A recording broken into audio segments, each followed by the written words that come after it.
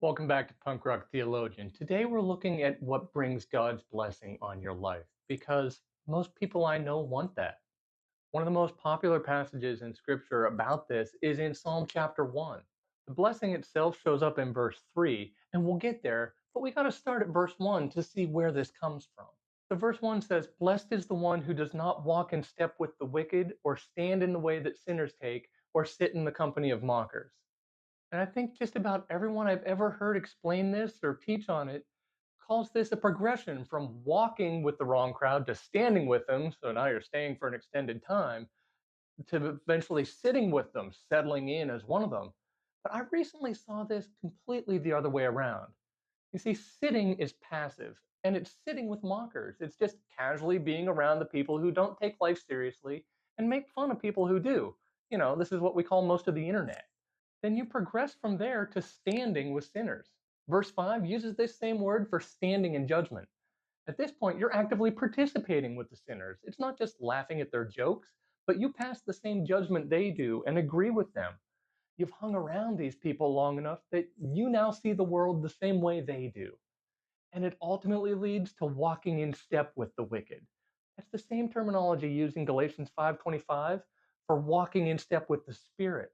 You're now fully assimilated and you move in lockstep with the wicked. So I think verse 1 shows this progression kind of in reverse, saying, well, the people who they're not completely brainwashed, they're not really convinced, honestly, they're not even entertained by it. And that's why verse 2 goes on to say, but whose delight is in the law of the Lord, and who meditates on his law day and night. This is specifically moving in the opposite direction. It's not just about not doing bad things and falling for deception, but actively focusing on loving the Lord your God with all your heart, with all your soul, and with all your strength. Which I could call that quoting Deuteronomy 6:5, or I can call it quoting Matthew 22:37, where Jesus himself quoted it as the most important commandment there is.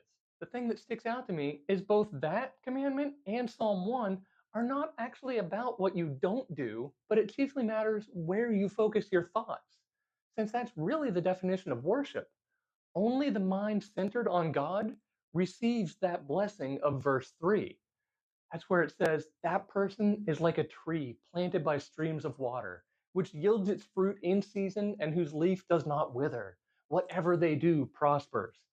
Now, that sounds like a really good thing, but we tend to act like this is the reward for not doing bad stuff. But it's not.